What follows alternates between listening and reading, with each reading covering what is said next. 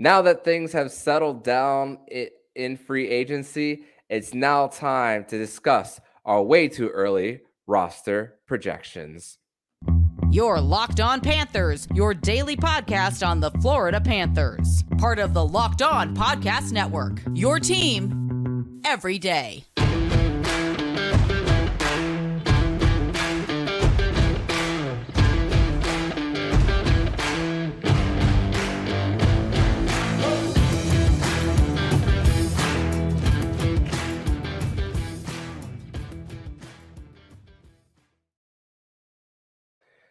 And welcome into this Wednesday, July 5th edition of the Locked On Florida Panthers podcast, part of the Locked On Podcast Network, where it's your team every day. Thank you for making the Locked On Florida Panthers podcast your first listen of the day. I'm Armando Velez. You can follow me on Twitter at MonoMan12. Follow the show account on Twitter at LO_FLA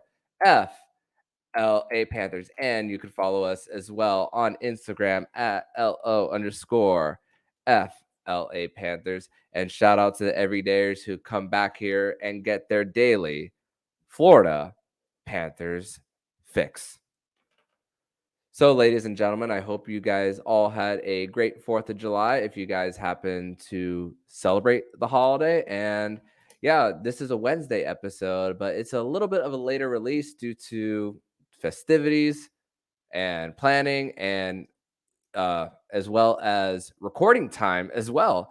But it's a Winans Wednesday, and it's a little bit of a different type of Winans Wednesday based on scheduling and travel. It's actually a Winans Wednesday car cast as well. I'm home recording this, but our guest today, Jacob Winans, is actually podcasting from the road in his car, just on the other side of the audio. He's going to have his hands on the wheel while doing the show here. So, Jacob, welcome to a different type of Winans Wednesday today. Yeah, this is definitely a weird one. I apologize if anyone hears any traffic noise or anything. I'm currently on my way to South Florida. Duty calls, work in Delray. So on my way down there, I've got traffic's not too bad. I've got a cat in the car with me. So if you hear her in the background, she wants to make her comments heard as well. So I'm going to try to keep this from devolving into chaos. But the good thing with the CarCast is you get to look at the handsome host of the show and you get to pass on seeing my mug for the week. So we can go from there. So, I mean, this isn't the first podcast to do CarCast. I mean, 32 Dots does quite a few CarCasts. If you hear American Friedman there. So this isn't the first time a CarCast has been done in hockey podcasting history. Before we continue, we want to tell you guys that today's episode is brought to you by FanDuel Sportsbook, official sportsbook of Locked On. Make every moment more. Visit FanDuel.com/LockedOn today to get started. So, Jacob, we had a little bit of interesting takes when it came to how the Florida Panthers were going to conduct the draft and all. Last week, I was saying that it was a 5% chance that they were going to keep all their picks. You said a 0% chance. And of course, a lot has happened. They made all their picks. They made a few depth signings as far as the team, mostly left shot defensemen for the roster. And also another signing that was announced today, Rasmus Asplund, who had 8 points in 46 games for Buffalo and Nashville, 5'11", 185 Swede. Is signed a 1-year, 2-way contract with the Panthers. So another signing for the Panthers, but also the trade for Anthony Duclair, which I want to get your thoughts on it. But and Anthony Duclair also spoke out about to the Sharks media discussing it. But what a crazy week it's been for the Florida Panthers. I want to get your thoughts a little bit on it. Yeah, I think it was an interesting week, a little bit unpredictable. I think the draft, I didn't expect them to keep all their picks. I understand why we did. There wasn't a ton of movement as far as the draft picks go because it was such a deep draft, and GMs felt they could get quality players later. So I do understand the reasoning for keeping all the picks and restocking the prospect pipeline. With that said, I think the signings, I like our signings. I think we maybe overloaded a little bit on left side defensemen, but it was an area of need. I think Evan Rodriguez is a fantastic signing, and the Anthony Duclair trade from a business perspective, I think it boils down to a really solid hockey trade. You essentially flip Anthony Duclair for Evan Rodriguez with that cap space, Steven Lorentz, and a 5th-round pick, which I think is relatively fair value. On a personal level, everyone who knows me knows that Anthony Duclair is one of my all-time favorite Panthers to ever put on the uniform. It pains me to see him leaving. Beyond just hockey, I love his game. I think he's a very unique player, but also just as an ambassador, as a minority hockey player, as an ambassador to the sport here in South Florida. I think few have ever done what he's been able to do here. And as the trade speculation was happening, he was having his Anthony Duclair Foundation hockey camp right in South Florida, and he saw that through, knowing that he was being sent to San Jose, and I have immense respect for that.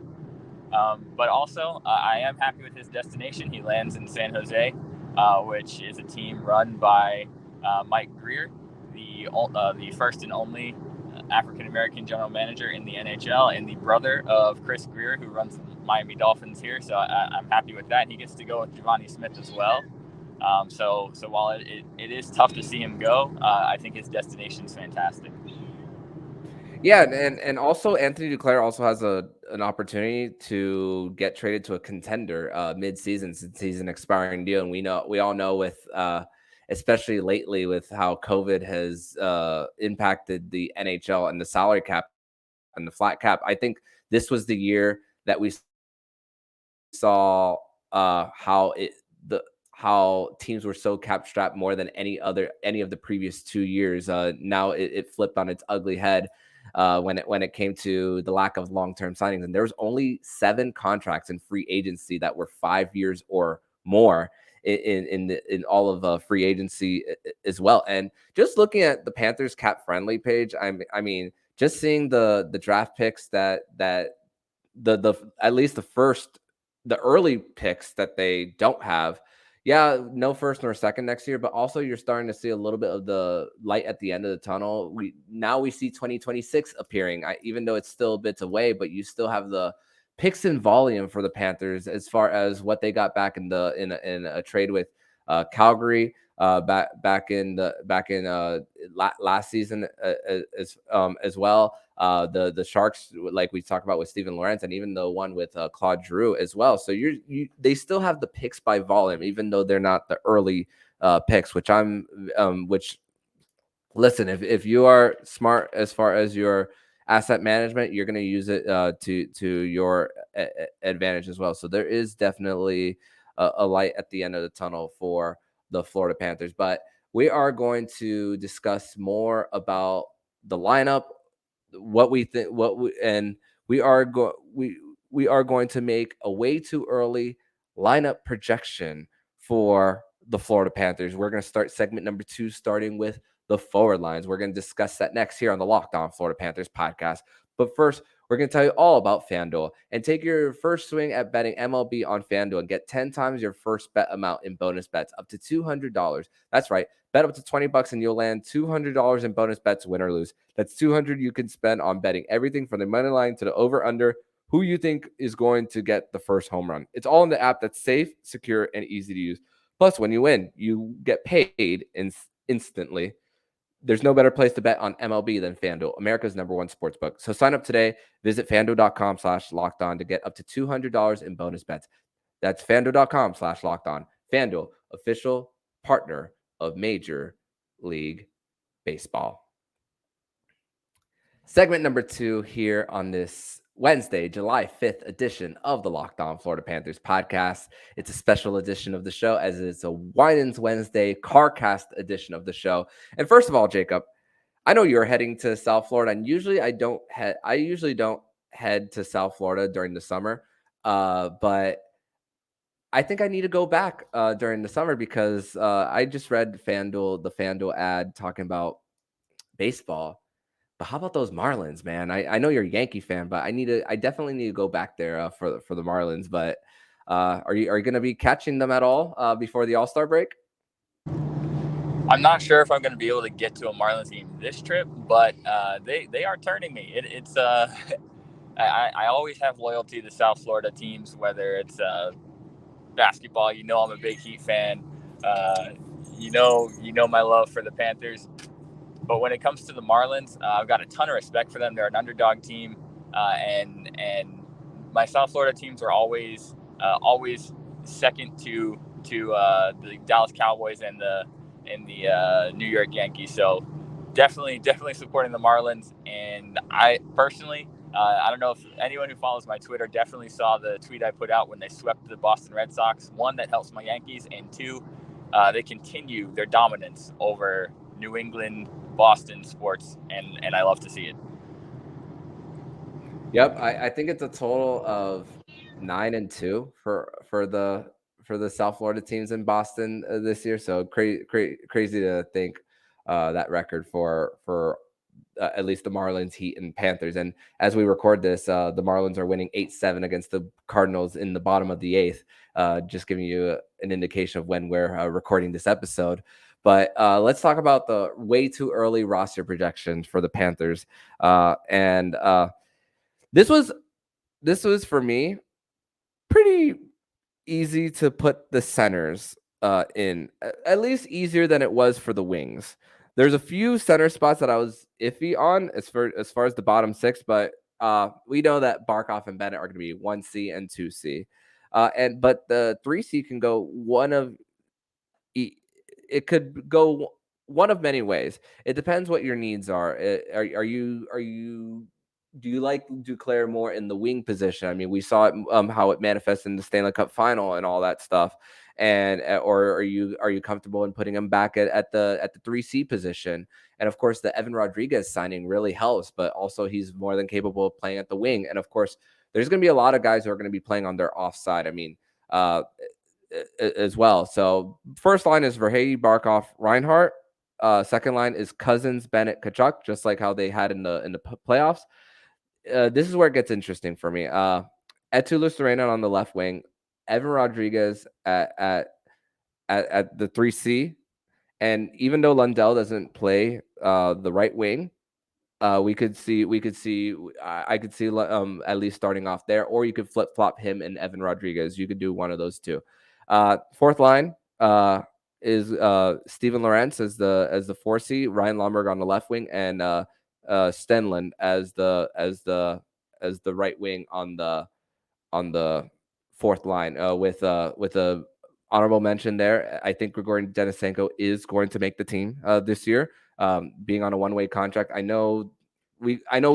there's also during training camp. Those are also that time of year where we hype up our prospects a lot. I mean, we thought Alexei Hepiniemi was going to get claimed last year, but I don't think Grigory Denisenko is going to even get to waivers when training camp starts. I think there's too much. I think there's too much pride and there's too much upside there for him to even be placed on waivers there. But you could also put Evan Rodriguez on Barkov's wing, shift Nick Cousins to the third line right wing position, and even put Verhage down to the second line left wing too, based on how him, Bennett, and Kachuk have worked together. Because we saw how when that line was together specifically, how it got the ball rolling a lot throughout the postseason. But as far as this lineup, that is my lineup that I would go with. And Panther fans, feel free to comment in the YouTube comments, especially on what your opening night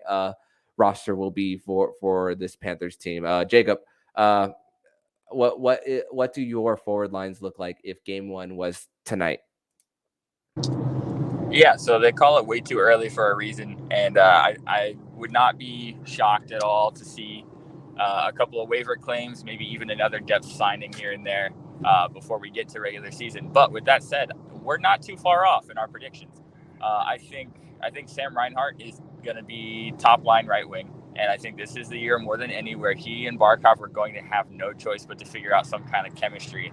The past couple years, they've started off slow as line mates, and they both got off to really, really just painfully slow starts. Could not buy a goal this past season to start the year, and it really affected the Panthers early on. So I think this is the year they have no choice. They're going to have to figure that out. So I've got Verhage, Barkov, Reinhart to start the year as the top line, and I think going through a long playoff battle like they did, and having to try so many different things. I think that kind of builds a level of confidence that they can work it out. And I think Reinhardt has been here long enough now. He and Barkov will have that figured out. My second line, we differ a little bit here. I don't think you can go into the regular season with Nick Cousins as a second line left wing. So I've got it as Sam Bennett. I've got Etu on the left wing, and I've got I had. Let me think.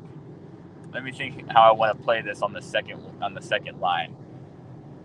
Bennett, Etu, and Kachuk. Mm-hmm. For whatever reason, I was thinking I had Kachuk on the top line. I've got Bennett, Etu, and Kachuk as my second line. I think Etu is ready to graduate to the second line level. I think he's going to be a really productive winger as a second liner, and I think he's ready to move on. And I think when we get to the third line, I've got Anton Lundell, I've got Evan Rodriguez, and I've got Nick Cousins as my third line. And then for the fourth line, I've got Kevin Stenlund at center. I've got Steven Lorentz at right wing. And on left wing, I've got Ryan Lomberg. So that's what I'm going with for my forward lines. And then as my healthy scratch forwards, I've got Grigory Denisenko, and I've got Alexei Heponiemi. Mm-hmm. Yeah. I did not have Alexei Heponiemi making the opening night roster. Right now, Cap Friendly even says 24 of 23 spots. I mean, but don't freak out, Panther fans. They have all summer to figure that out, and you don't need to be at a certain point as far as roster construction. As long as you're not 10% over the cap as well, this team will be fine. And also, like you put Stenlund at center, you could interchange him and Steven Lorentz all throughout the lineup there. And again, it just feels like that this team is, as far as the forward lines especially, I don't feel like they're just going to be pushed around as much. I mean, we saw how much of a hard time they had even in the Stanley Cup final, and the fact that they got bigger in that aspect. We'll talk more about the defense aspect of it, but also when you think about a team that has been together for over a year now, I mean, what I mean is team along with coaching staff. I think that what caused the first rant of Paul Maurice, which was in mid-November, was the fact that this team didn't really know who their coach was. I mean, they could hear from other players, but of course, working with him every day, they didn't get that aspect. And of course, that was just things boiling up. And then, of course, we know the one that happened against Toronto. And it's not crazy to think, in my opinion, that even though there's less talent for now on the ice, I know we'll get to the defense later, but as far as health, what I mean, I don't think I think there's going to be a more patient approach going, especially when you know the injuries and knowing that you're coming off a run. I agree with that 100%. I don't think we come into this year expecting to go win a President's Trophy. I think talent wise, we're not really at the most talented group we've ever had with this core. I think that would have been 2 years ago as far as raw talent. I think we're at the point now where we've been to enough playoffs now. We've made a couple of good runs. It's a team now that has the experience level to know, like, this team can pace themselves. They don't have to go in and dominate the league from the drop of the puck. They can pace themselves, make sure they manage their health, do enough to get in, do enough to get a decent enough seed, and you make your run when you get there. But we're not at the point now where we're trying to prove anything. It's just get into the playoffs, get in there with health, and you go from there. Yeah, and that's once again when you go through the adversity of last season, getting in as an eighth seed, now going into this one, if things go are a little rough to start, I think because of the fact that we, even as fans and as media, have seen, I think we can hopefully circle back to this time this time last season when the Panthers were in fact going through it, and hope that there's a little bit of understanding about the health aspect of it with this Panthers team. But we're going to transition to segment number 3. We're going to talk more of the defense core for the Florida Panthers, and this is where it gets really difficult as far as putting a lineup together. So we're going to discuss that all next here on the Locked On Florida Panthers podcast. Your Locked On Panthers, your daily podcast on the Florida Panthers. Part of the Locked On Podcast Network. Your team every day.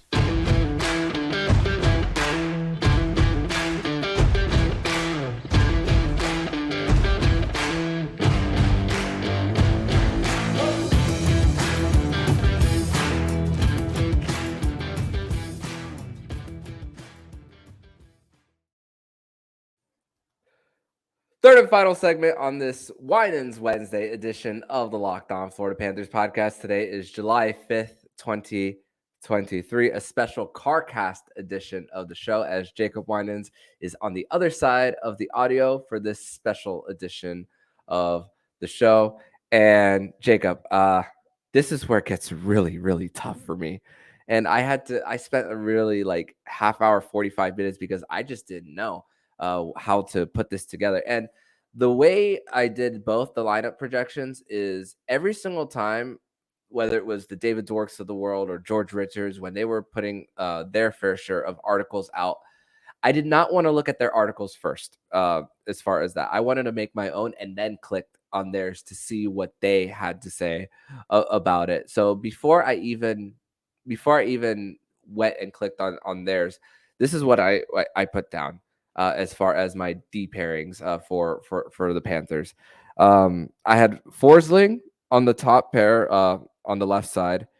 And even though and let's also remind the audience that there's a lot of left-handed shot defensemen here for the Panthers.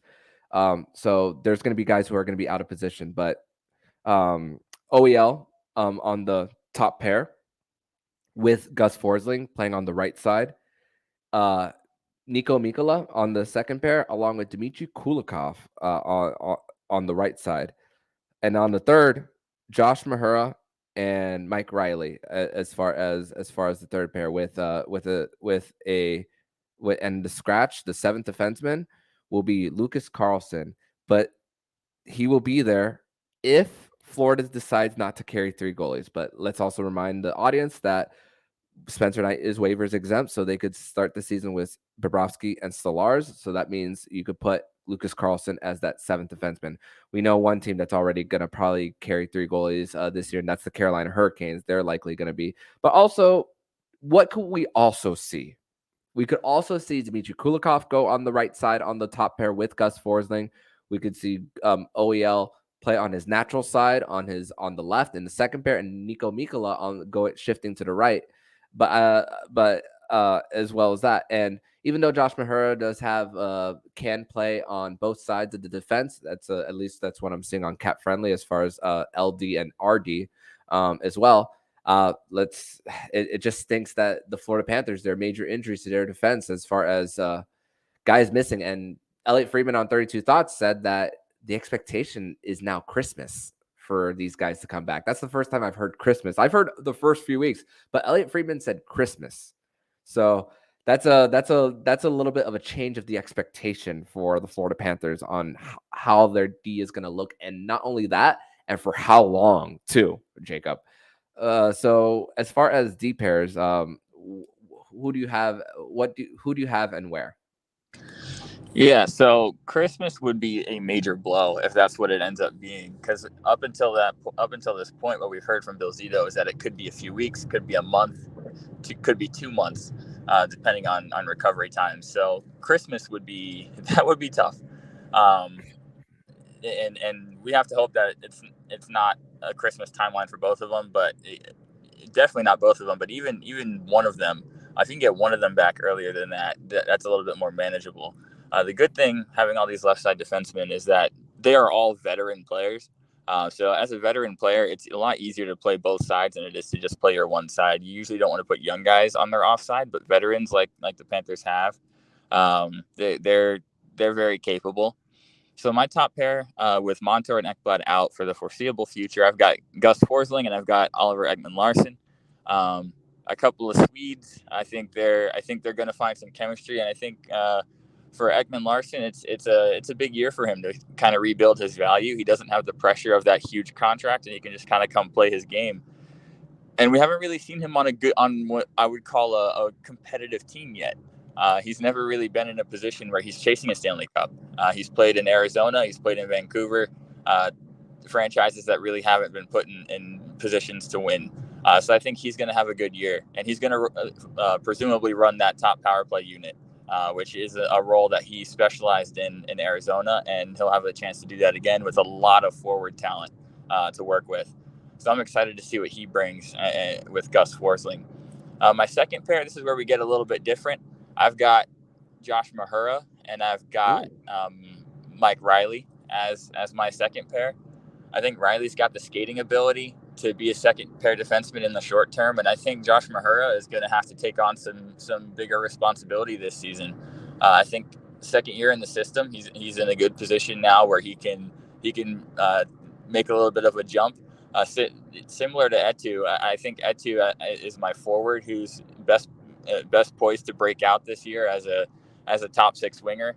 I think Josh Mahura has the best chance to break out after a really successful season as a waiver claim. I'm looking for him to take that Forsling jump after what Forsling did following his year as a waiver claim. And then my third pair, I've got Mikkola and I have Dmitry Kulikov. Mikkola, I think he's prototype third pair defenseman, not in a bad way, but he's just very, very shut down, very physical, solid out passes. He's not going to do anything spectacular. He just does his job and he shuts down the opposition. I think he's perfect for your third pair. I think Dmitry Kulikov playing on his offside on the third pair, he's getting up there in years and experience. He is definitely through the roof. And I think he'll exactly, but he's probably the most seasoned 32-year-old I can imagine, because he came to the Panthers as a 17-year-old. He's been in the league forever. I remember watching him play when I was 9 years old as a Panther when he was here the first time, when he first started in those old jet blue uniforms, wearing number 43. So Dmitry Kulikov, his return home, I think he's going to play third pair, and I think he at this point in his career, you don't really know what you're going to get out of him statistically. You're just hoping for reliability, and I think he can give you that. So that's what I envision to start the year, and then the sooner Montour and Ekblad get back, the better, because obviously that's not a playoff caliber defense, but it should be good enough. It should be good enough just to hold us, keep us above water until we get our two all-star defensemen back, and then at that point, now the defense starts to look really good.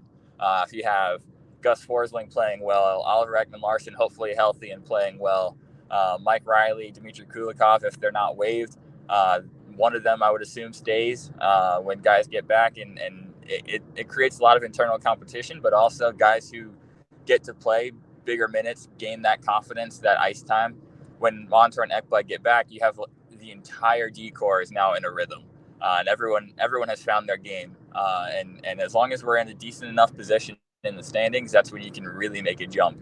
So it's going to be challenging defensively to start the year, but it's also a really big opportunity. And if you play it right, you can really take this and run with it. We've seen Boston do it in the past, where Charlie McAvoy, Brandon Carlo, Matt Grzelcyk were all guys who were injured to start a season. Marchand too. Marchand as well. They had a ton of injuries to start the year.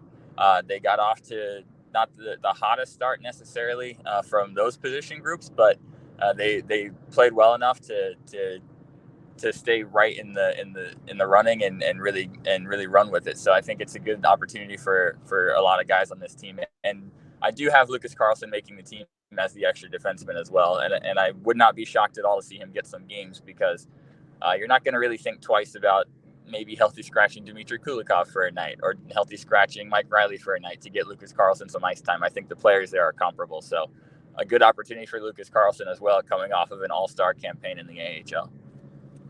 Yeah. And I assume when Montour and Ekbladder out, we're likely going to see Mike Riley on waivers more than likely. He was definitely a product of that in Boston multiple times when he was there. It would be tough to see Dmitry Kulikov on waivers as well if that happens at his point. But of course, you know, at 30 in his early 30s, and he's not as far as he doesn't have the same speed as he did before when he first got drafted in 2009 as well. And the only reason why I would have I like that you made the great point about Mahura taking that next step, and you also mentioned about how when veterans who are left shot defensemen, but they are more capable of playing on their offside.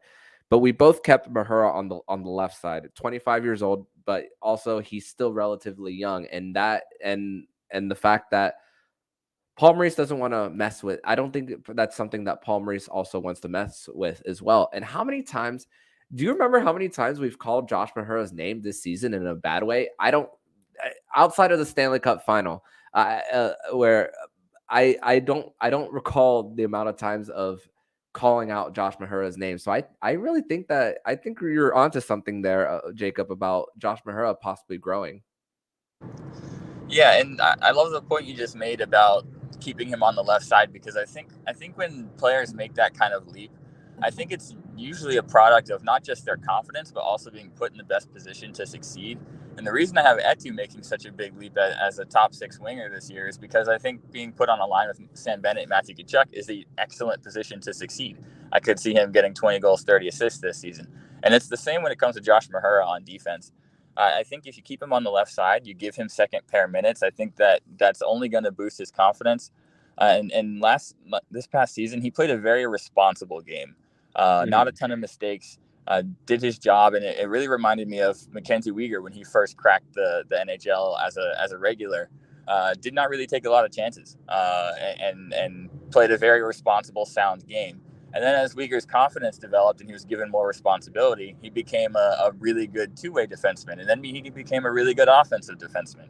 Mm-hmm. And it all came with opportunity. And I think Josh Mahura has that same capability because we saw last season, he is capable of jumping up into the rush. He's capable of picking his spots, scoring goals, setting up assists. He made some really excellent passes, had a couple of solid primary assists. I think as his confidence, not being afraid to pinch, neither. Exactly, and he has the foot speed to get back when he does. And I think as his confidence and ice time grow, you'll see him take more of those chances and kind of believe in his own game a little bit more, because there is some real untapped potential there that I think he can hack into if he's able to have his confidence grow. So playing left side, second pair. With a guy who's been around the league, whether that's Mike Riley, whether that's Dmitry Kulikov, whether that's Mikkola, it could be any one of those guys. But having a pairing like that where you can let Mahura kind of take the leash off of him a little bit and let him flourish and play his game and let him grow his confidence, I think he really could develop this year and take a big leap. And it also is a contract year for him, so he has every incentive to do that. The better he plays, the higher his price tag. Yeah, and let's not forget that he had got to make an extension mid-year last year too. He definitely earned it. They definitely saw something there, and hopefully it's only growth here for Josh Mahura, as it's a big opportunity to get more minutes with two of their big guns sidelined for quite a bit. But Jacob, I want to thank you so much for joining me on this edition of the Locked On Florida Panthers podcast. A little bit of a different episode here today with a CarCast edition of the show. And I hope you guys, the audience, like those few meows that we heard in the background. I'm sure they agreed with a lot of the things that Jacob said throughout the episode. So Jacob, thank you so much. I hope you make it down there safely, my friend. Hope your hands were on the wheel the whole time, but also let everybody know where they can find you online. Absolutely. You can find me on Twitter at Jacob Winans 8. As I'm signing off here, I'm actually pulling in right now, so is a safe arrival, and I appreciate the the podcast giving me something to do the last 35 or so minutes, because this drive is not ideal at night. It's really dead out here, but Thanks everybody for listening. I hope everybody enjoyed a safe and happy 4th of July. So yeah, that's my sign off. And Winter over here, the kitty next to me, she just wants a Stanley Cup, so she wanted to be heard. No doubt. Thank you so much, Jacob, and I will see you next week, my friend. Looking forward to it. Thanks. And if you like what you're hearing, please subscribe to the podcast to be notified every single time the Locked On Florida Panthers podcast jumps into your podcast feed. Don't forget to also subscribe to the other shows on the Locked On NHL network, including Locked On NHL, Locked On Fantasy Hockey with Flip Livingstone and Stuart Roden, and Locked On NHL Prospects. And everydayers, make sure you come back for Friday's edition of the show, as Nick Fairbanks and myself will be discussing who are the biggest threats to the Florida Panthers in the upcoming season, and who are the biggest non-threats as well to the Cats coming up in the 2023-24 season. So I'm Armando Velez with Jacob Winans, and you've been listening to Locked On Florida Panthers podcast, part of the Locked On Podcast Network, where it's your team every day.